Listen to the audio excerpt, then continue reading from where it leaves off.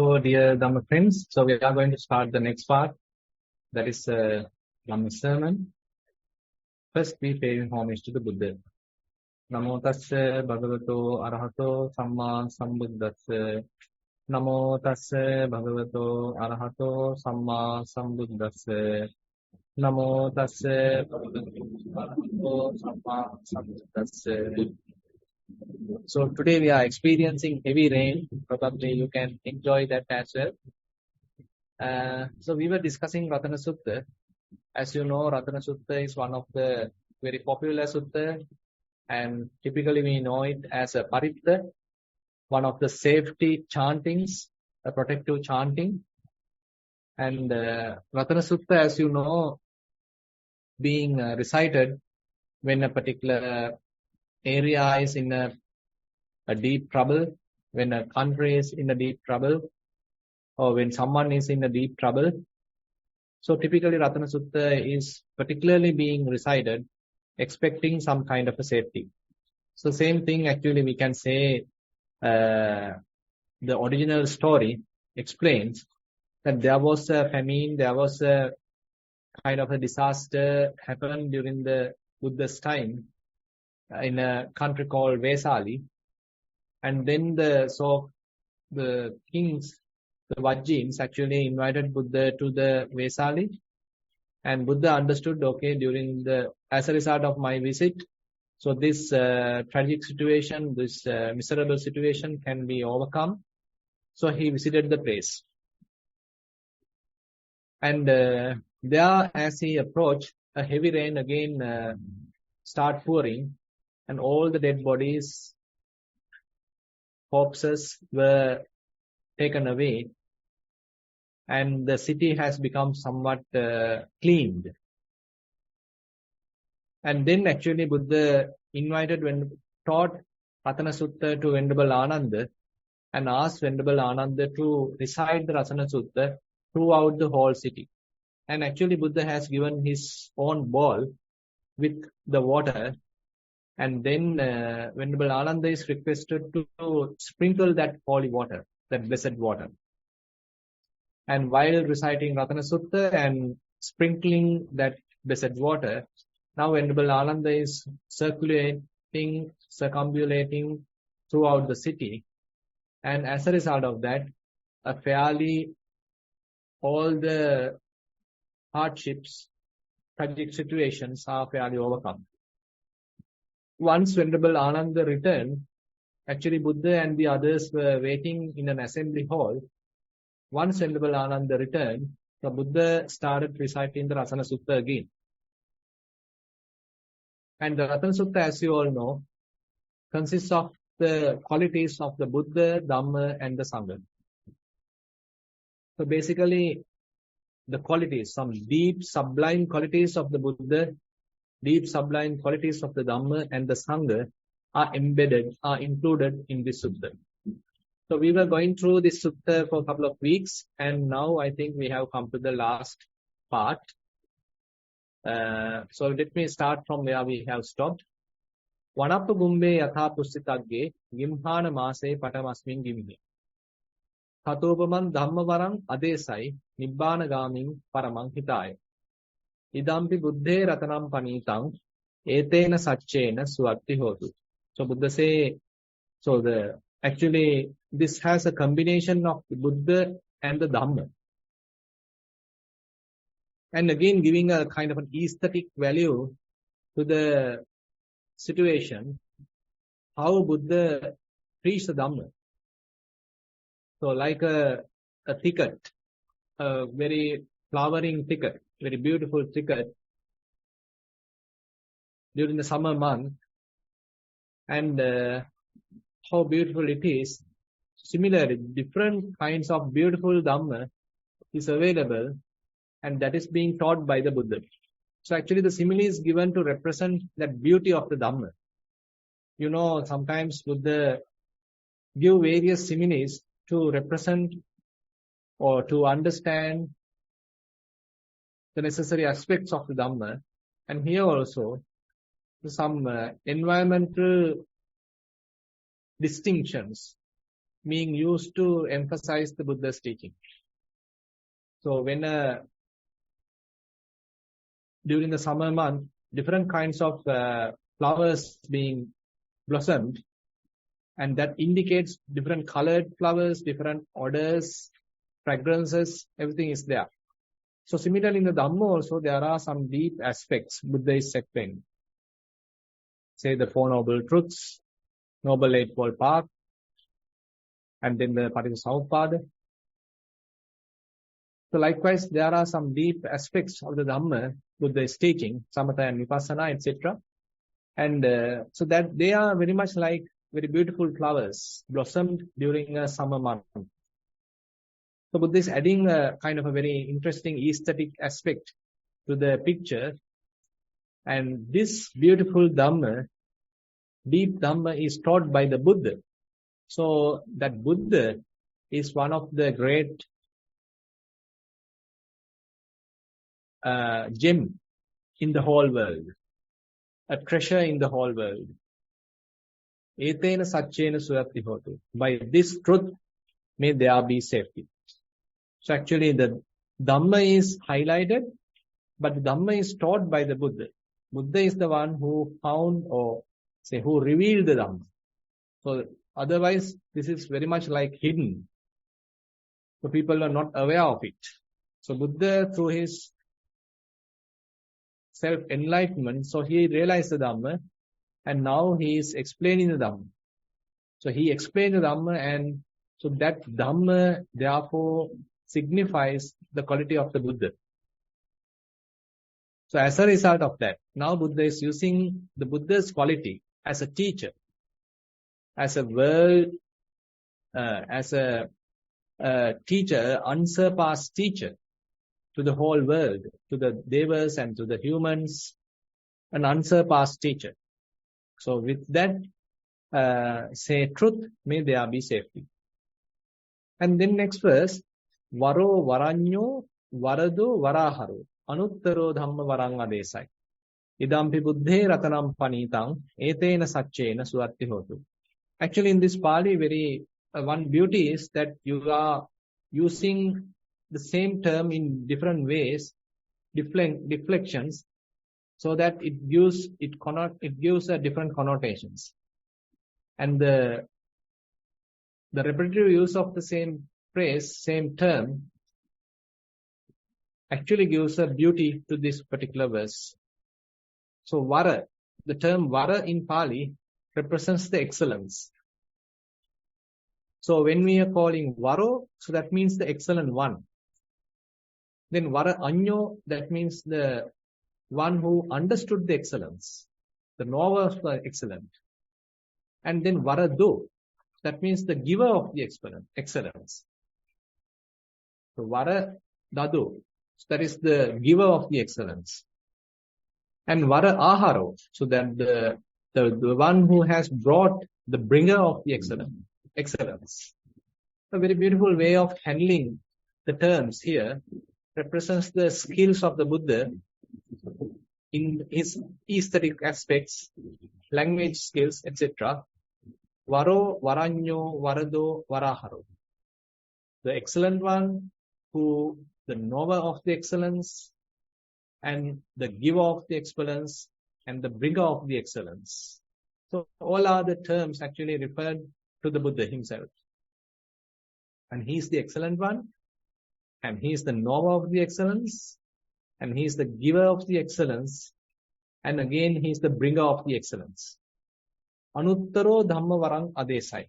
And he is the one who has taught the Dhamma which is unsurpassed. This is excellent Dhamma. Idampi Buddhe Ratanam Panitang Etena Satchena Suatti Hotu. So this is also a sublime quality of the Buddha. With that quality, may there be safety. So these two verses actually uses, in one sense, uses the Dhamma, highlights its sublime qualities. Since the Dhamma being taught by the Buddha, so that is the Buddha actually the giver of the excellence. He is the knower of the excellence. He is the bringer of the excellence to the whole world. So otherwise, actually, people were in a kind of gloomy state, not knowing how to overcome suffering, again and again coming into rebirth and going through this samsaric cycle without knowing an escape, without knowing a way out. But Buddha, being the excellent one, who was able to bring the excellence.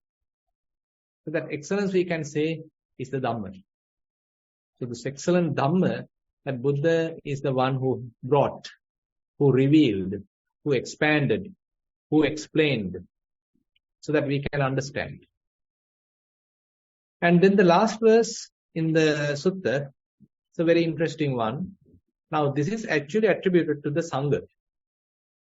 Hinam Puranam Navang Natti Sambhavang Viratta Chitta Ayatike Bhavasmi Te Hina Bija Avirulhi Chanda Nibbanti Dhira Yathayam Padiko Idampi Sanghe Ratanam Panitang Etena Satchena Suatti Hoti.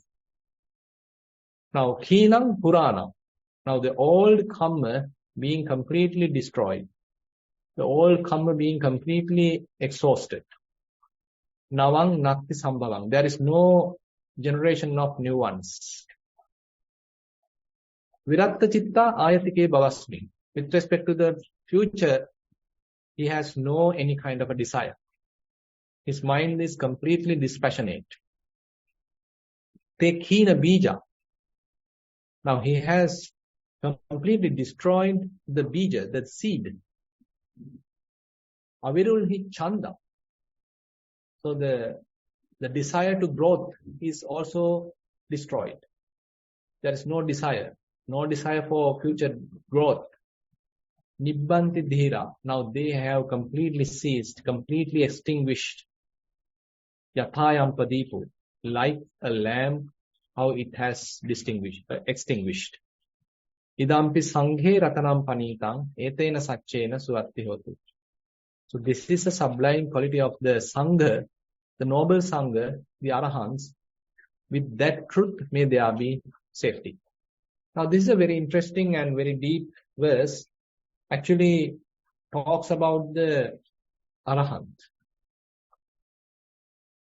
So the Arahant has completely destroyed the karma which is causing new births or future births. So this is his last life. There is no future birth. So whatever the karma which can give future birth, that is being completely uprooted, completely destroyed.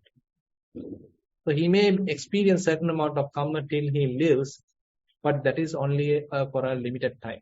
So whatever all the other karma, there is no time, no opportunity for them to give any kind of result. And then again, even though he is continuing his life till the final parinibbana, there is no new generation of karma. So this is a very interesting part. Now, how they have overcome the generation of new karma?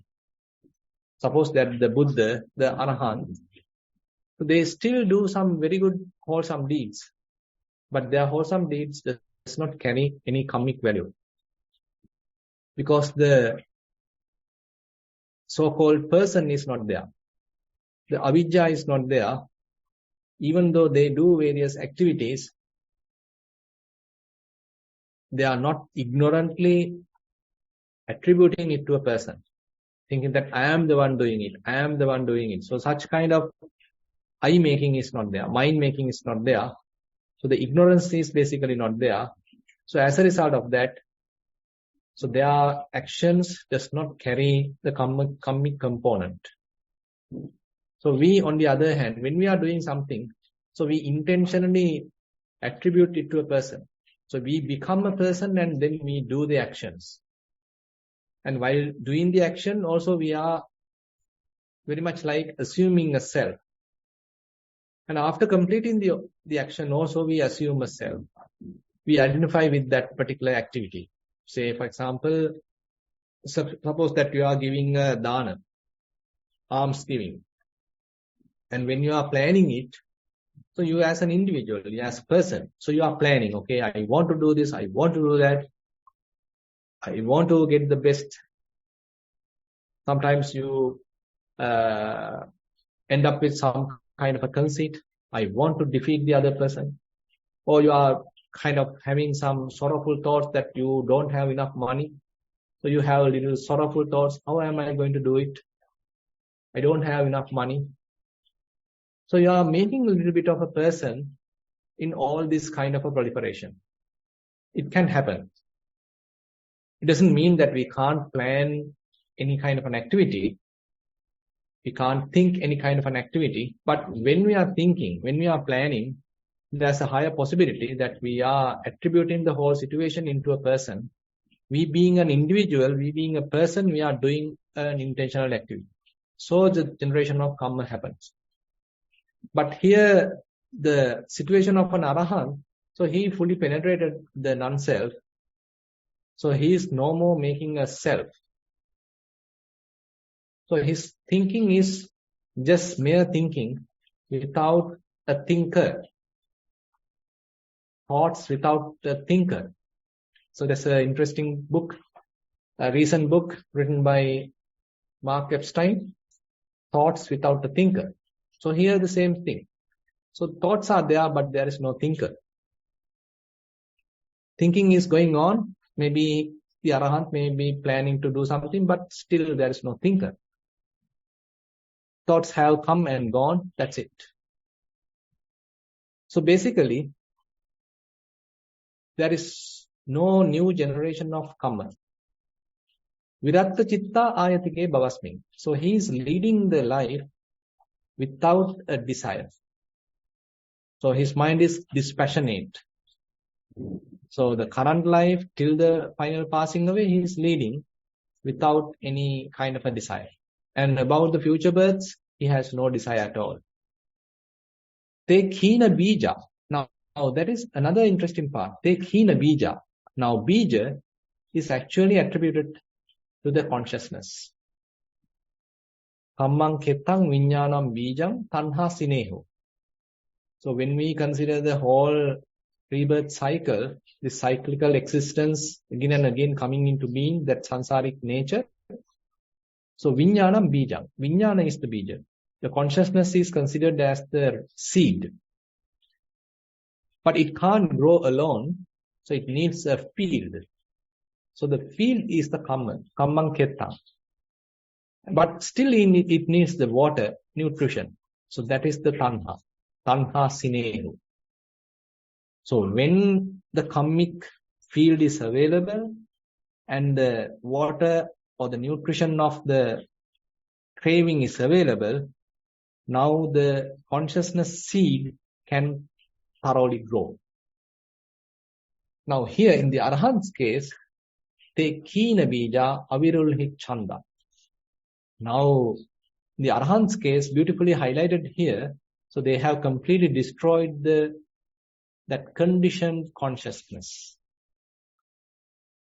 Abhisankata viññāna is not there available now. Conditioned consciousness is completely destroyed. That bija, that seed is destroyed. And avirulhi chanda, the chanda, the desire, is also doesn't have any kind of a capacity to grow. That's also evaporated. That's also disappeared. The tanha also completely destroyed. So there is no future birth. There is no any growth of to the seed. Because the seed itself has destroyed. And the craving itself also destroyed. And as we first discussed Kinang Puranam, the previous karma also being destroyed. And for the future, he has no desire at all. So the rebirth cycle is completely destroyed. So this is his final birth. He's spending his last life. Nibbanti dhira yatayam padipo. So this arahant, he has completely extinguished like a lamp. So this is also another part that we can discuss. So how a lamp extinguished. So we can consider how a lamp is burning, or how a lamp is producing some light.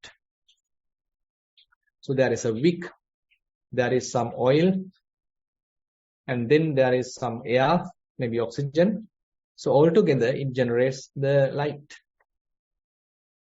So all these conditions are necessary for lamp to operate, for lamp to produce light, illumination.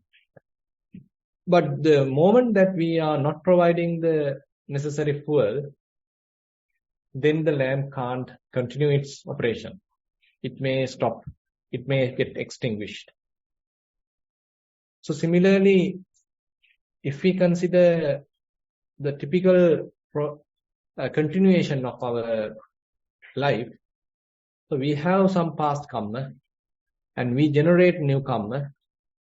We give enough fertilizer from craving and we operate as an individual, as a person, as a being, as me, myself. So the continuation happens. So enough fertilizer is there for the continuation. But the Arahant case is quite different, where he is no more have any desire. Tanha is not available. Avijja is also not available. So he is not recognizing or identifying himself as an individual, as a person. That is also not available. So the necessary ingredients are not available for the continuation. So he is not operating as a person, as a typical individual like we do, like the others do. But he is operating at a different level.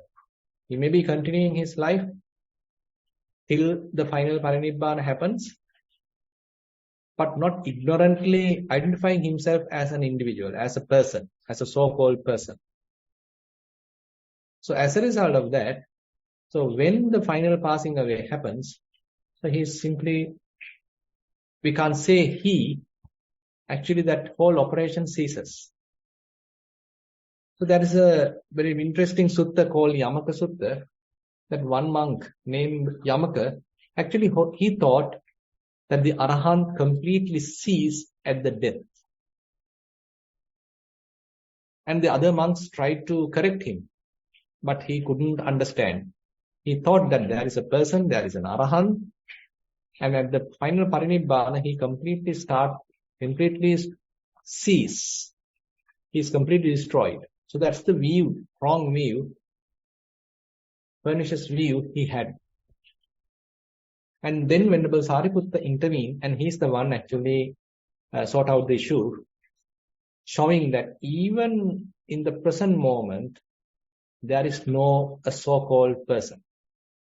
Then how can we say that the person passed away, person is ceased at the death, at the final parinibbana? So that personality, that so-called person, is an illusion, is a kind of a convention. We are attributing to the five aggregates. Individually, these five aggregates are not a person. Altogether, also are not a person. So likewise, a series of very beautiful questions being asked from Venerable Yamaka by Venerable Sariputta. Then only Venerable Yamaka was able to overcome that doubt. So actually we were discussing this sutta in the Sinhala Sunday Dhamma sermon. If you are interested, you can listen to those Dhamma sermons. Very interesting one. And here the point is, Nibbanti Dhira Yathayang Padipu. So like a lamp, not having enough fuel, which get extinguished. Similarly, the Arahant also, not having the fuel, not having the upadana, not having the clinging, not making I personality, and he also passes away like a lamp extinguished. So another interesting sutta is that Aggi Vachagotta Sutta. The Vachagotta asked, after passing away of an Arahant, what happened to him? So there the Buddha say, so that what happened to him is a wrong way of putting it. So they are asking the questions while based on the personality view or based on the self view, thinking that there is a person inside, thinking that there is a being inside, thinking that there is a self inside. And Buddha gave the same simile. So when a fire being extinguished, you can't say the flames have gone to the east direction, west direction, or to any other direction. But what you can simply say is that there is no fuel.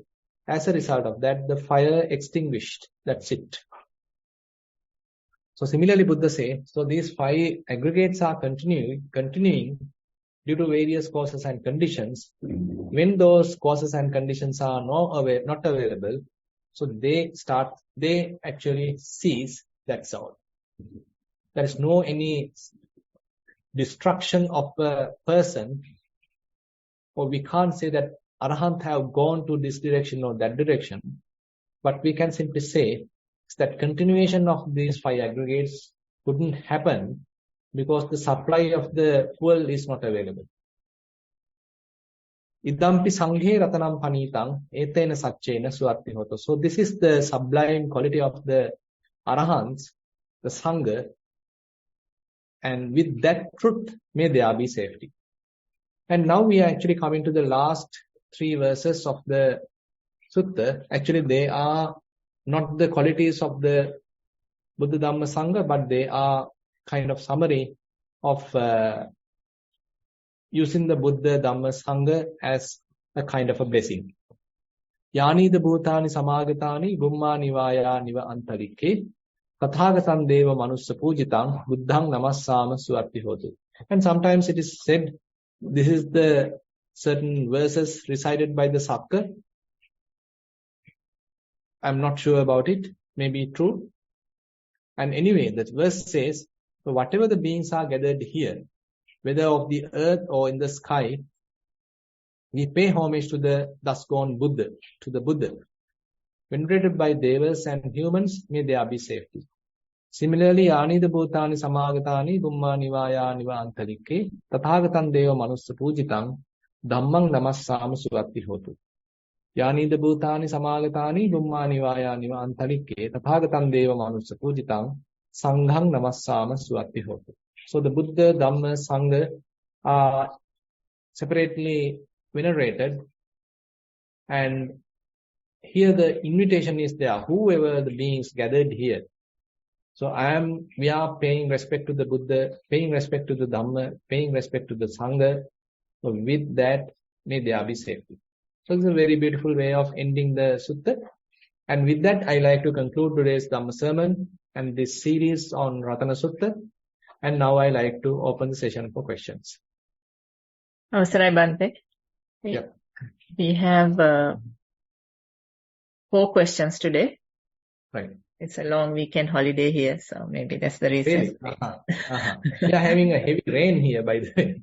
Oh, okay. So the question number 1 of 4, mindful sitting. Dear Bhante, how can we apply samahita during our meditation practice? My breathing practice is observing the breath, and after 5 to 10 minutes of being mindful on how the breath touches the nostrils and any sensations around left and right breathing, it fades away and come to a very subtle state.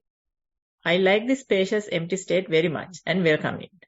When mind gets distracted and I come out of this state, I try to understand the reason.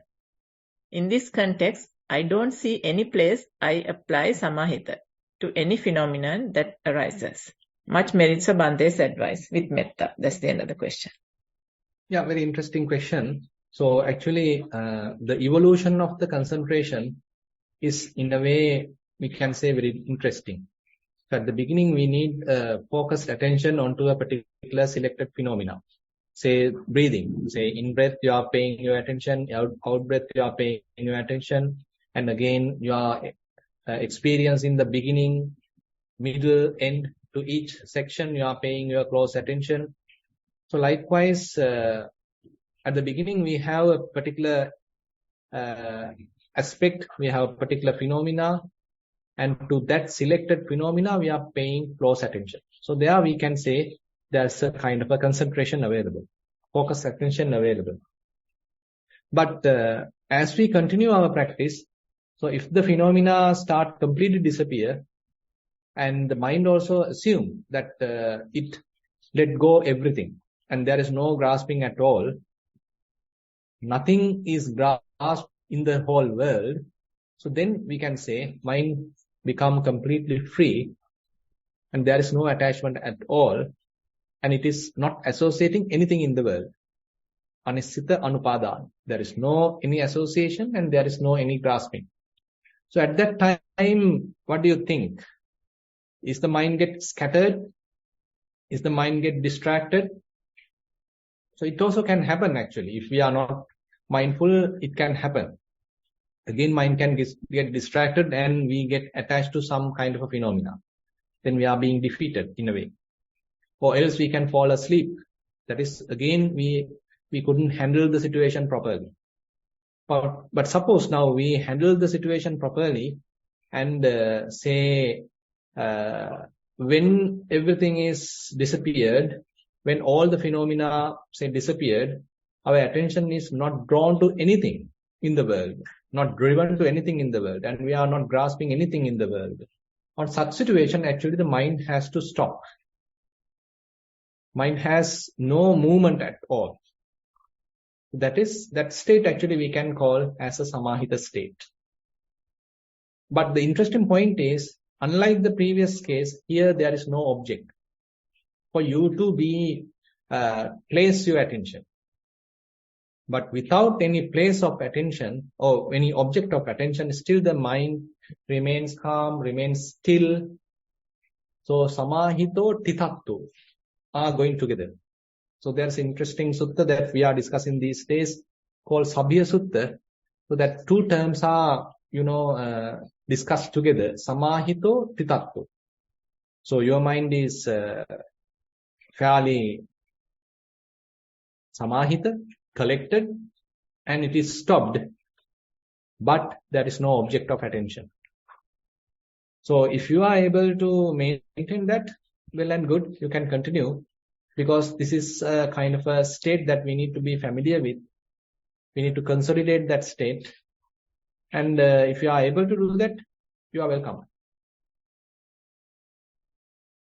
Question number 2 of 5 is on mindful walking. Dear Venerable Sir, what is the meaning of auto walking, which I have heard multiple times in the Q&A reflections with metta? That's the end of the question. Auto mode? Auto walking. Auto walking.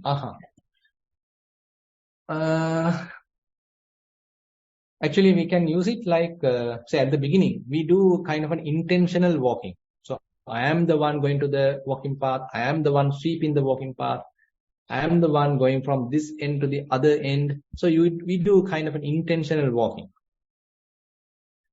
And then we start, say, using the label left, right, or lifting, placing, lifting, moving, placing, something like that. So still the intention is fairly visible. But now, say, your mindfulness is well established and mind is not wavering, and you are maintaining the mindfulness continuously. And as a result of that, now effort become less, and you don't need to note, not in the sense label. Now you are maintaining a very quiet mind. With a quiet mind, you are still observing these different phenomena. And now your body simply finds its own balance. And now the body is simply walking, but you, like an outsider, simply observing. So at that moment, we can say there is no any kind of a significant eye-making, significant mind-making, and you are simply observing like a detached observer. So the body is simply walking like a, say, like a robot, and you, not either you actually, but kind of an awareness is available, and you being aware of this whole process. So that we can say as kind of a auto walk, where it is not that you are walking, me as a person walking, but the body is simply walking. And but there's a mental process which can observe that the walk of the body. So there the person is not involved, but the walking is there. Mentally we are fully aware of that whole walking process. And here at this level we can say very much like a auto walking. Question number 3 of 5. This is on mindful sitting. Dear Bhante, during the guided sitting practice today, I was observing the breath. After about 10 minutes, the breath faded away and disappeared. I kept the attention without any change based on Bhante's previous advice, observing the spacious space where I could hear sounds at a distance, some sensations of the body, and some thoughts coming and going. I felt calm and relaxed, light-weighted and content in this status. After about 10 minutes in this state, the breath appeared at a distance. It was different than the gross breath. However, as per the training, I started focusing on this breath as well, which seemed very smooth and joyful like a flowing liquid. It disappears after a few cycles and I came back to the same spacious status. I don't know what I have done is correct, as I had the option to keep the breath at a distance similar to the sounds without observing closely. Much merits for Bhante's guidance with metta. That's the end of the question. Yeah, sometimes we can call it as choiceless awareness, that there are many phenomena available, but the mind is not interested of selecting any particular one. Maybe sounds available, maybe breath available, maybe sights available, maybe smells available, smells, odors available.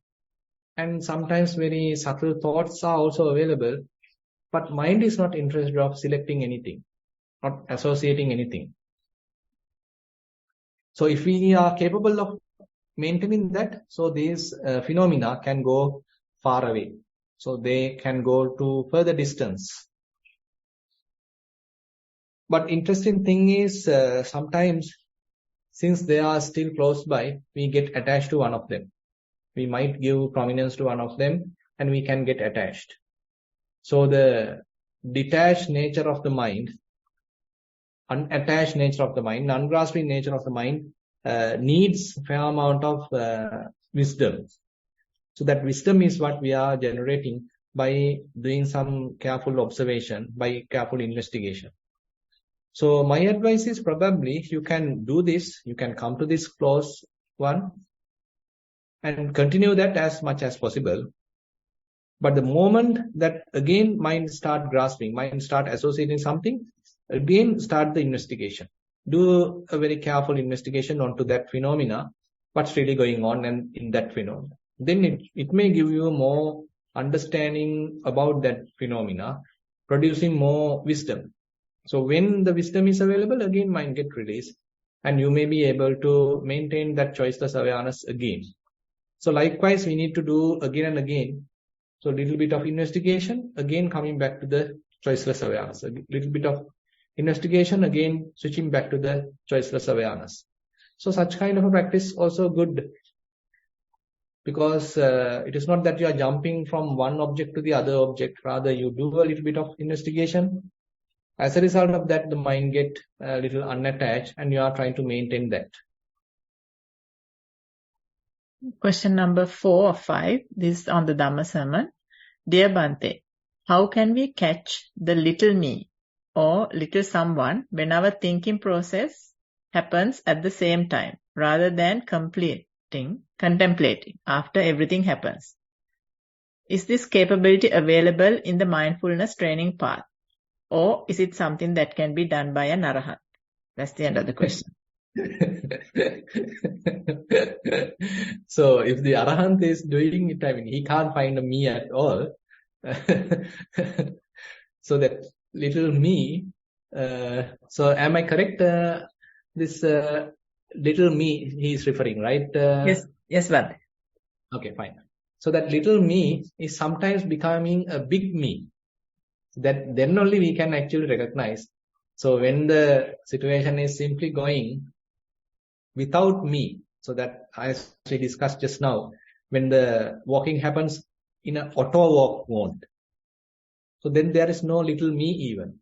So the process is going on. There's a bodily physical process going on, and there's a observing mental process also going on. Other than that, there is no me, there is no I. There is no simple I, there is no capital I. Everything is just happening. But the moment that we intervene, oh, am I doing really good? Am I doing really good? So that is the way that I come to the picture. Say, how am I present this to, how am I going to write this in the report? So that is again I making has happened. You know, while walking, sometimes immediately we come across a thought. We want to write it into the report. Oh, I want to write this in the report. So that is again I came to the picture. So you do a kind of a sankhara, you do a kind of a fabrication. So the I happens. So that if we are able to just do the auto walking, allow the body to simply walk, allow the mental process to only do the observation. So at that moment we can say there is no grasping at all. So the possibility of I making and mind making is not possible. So the interesting rule taught by Venerable Punnamanthaniputta to Venerable Ananda is that Upadayati ko ananda asmiti hoti no anupadaya. So only when the clinging happens, only when the grasping happens, the I making is available or mind making is available. The sense of I is available. So the rule is if we are able to maintain a non-grasping mind, so you can't find a person, you can't find I. You can't find a sense of I. So the non-grasping nature is there. So one way of doing it is that to maintain the mind at a non-grasping state. So that we don't need to worry about I or mind. But the moment the mind starts grasping, again I or mind, me can happen. So the mindfulness may indicate that because the mind become more and more familiar with the non-grasping state. So the moment that a grasping happen, so mind may indicate that. And again, I also can happen. It also mind may indicate. So the mindfulness may indicate. Yeah.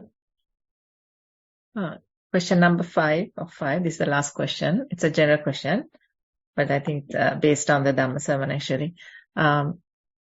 Just got another one. Okay. So this question number 5 of 6. After Parinibbana of Buddha, where does Buddha exist in the universe? In the peace of Nibbana and in what form? The 6 senses are no more. So where exactly or what form does Buddha exist? After the cessation of the 5 aggregates, please. That's the end of the question. So that's the wrong question in a way, thinking that there is a person. So this question is very well answered by the Buddha. Actually, he answered telling that even when Buddha is living, there is no Buddha. So there is no Tathagata even while Buddha is existing. Then no point of talking after his final Parinibbana. So that is where the Yamaka Sutta and certain other suttas are talking. So I invite all of you to listen to the Yamaka Sutta that we are discussing this particular point very in detail, because this is a subtle question actually. Because we have a very subtle notion in ourselves that there is a person exists, there is a self exists. Based on that little notion, that's hidden notion, that we are asking the question. So what's going to happen after final Parinibbana of the Buddha? So the question asked by the, Vacchagotta is the same. So the Buddha is asking from Vacchagotta, now if I am telling you, so after extinguishing of the fire, to which direction the flames have gone? Have they gone to the east direction? Have they gone to the west direction? Then Vacchagotta is telling it is not an appropriate question. Because the flames have disappeared because there is no continuation of the fuel. So the Buddha mentioned, same thing happens after the fuel, the upadana is not available. So they simply extinguish, that's it. There is no person being continued. or even from the beginning. So the personality is something that we have generated depending on our ignorance. This is a very interesting question, by the way. You can listen to Yamaka Sutta and we'll see whether we can discuss few more suttas talking to the same question, answering to the same question. Yamaka Sutta is one interesting sutta that you can listen. So it discusses the same matter. Question number 6 is again related to that, I think. So it says on Dhamma Sermon, Venerable Bhante, I am confused about the no-self concept in Buddhism. I understand that it is important not to be too self-oriented, following and practicing Buddhism. Isn't it still a person or a self that we are trying to educate? That's the end of the question. Yeah, actually, we don't need to worry too much immediately about this, because at the beginning, it is better to be a good person. Because that's what Buddha admonished as the mundane type of samadhi. Kammasakata samadhi, the first level of samadhi is Buddha asking us to be a good person. Say, don't do anything wrong, don't do any unwholesome deeds, and do the wholesome deeds, and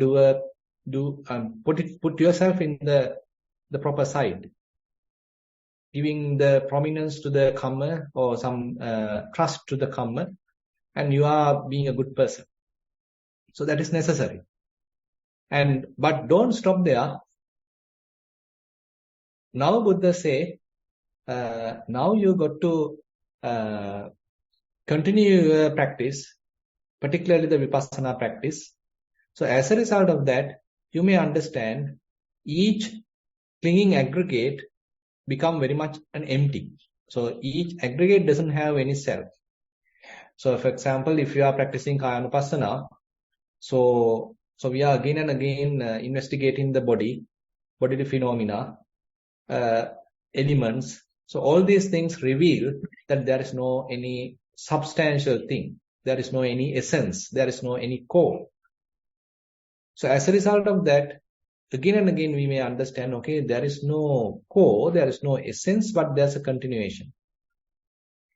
Because of the supply of the fuel, because of the supply of the causes and conditions, continuation of the causes and conditions.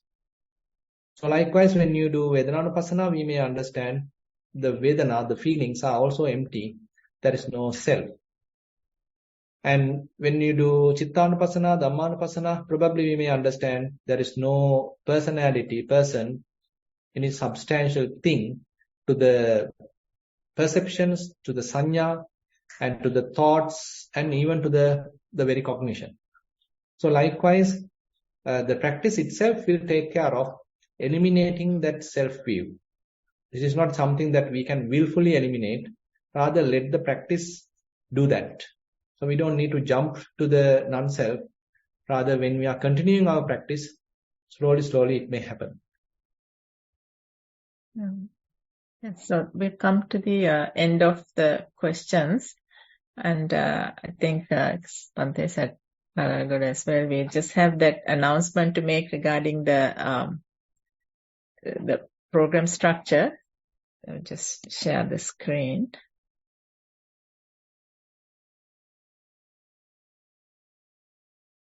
So we just sent out a survey some time back asking everybody's ideas on this, on the program. We want to make a quick change to the program. So because due to conflicts with Bhante's schedule as well at the monastery. So we just want to share some of the responses we got. This is the so we suggested this thing of having the first and the last Sunday of the month, the usual program, and changing the other programs. So most of you all responded keeping it like that. And so this is the program structure and the questions. And there were some comments as well. So based on these comments and Bhante's availability, we thought we will do this change to the program structure. So the first and the last week of the month, we will have this first table here. So it will be the same program as we do today, and then the highlighted red these highlights show when Bhante will join the program. So this is the normal program. And then the other weeks of the month, so 2, 3 or 4, depending on how many weeks there are, we will have the normal walking and sitting practice, and then the Dhamma talk. So the only difference between the two, so Bhante will join for the Dhamma talk here, and there will be no Q&A session on that day. We will still do a recording for the sitting practice, and also Dhamma talk. If Bhante is unable to join for the Dhamma talk, there will be a recording of the Dhamma talk that we will put through. So I just want to confirm with Swami Hansen that it's okay. This is your understanding as well of the structure we want to change. Yeah, I think it is good. So the thing is, you are having the program without any cancellations. Continuously the program is going on. If I am not available, then the Dhamma talk is available, and I am trying to give you a pre-recorded Dhamma talk, and you may be broadcasting that. So only thing not available is the question and answer session. So, but the other ones, since I am available, I am continuing, as you can see in the left schedule. We can continue as usual as we did today. But when I am not available, still the program is continuing, and the Dhamma talk is also available, but the question and answer session is not available. I think that is much better. So it is not that only the first and the last I'm going to be available, or second and the third I'm not going to be available. That also can vary. So, but anyway, if I'm not going to be available, still the program is available, and only the Q&A is not available. Yes, yeah, I think that model will be helpful. Yes, Bhante. Yeah. So I think we will end the program there. To end the program, I will first like to thank Bhante for his time today, and also for all supporters of this program, both seen and unseen. And finally, to the participants for joining today and the practice, and also sharing the questions with us. Sadhu, sadhu, sadhu. Thank you. Everyone, Sanai. Everyone, Sanai.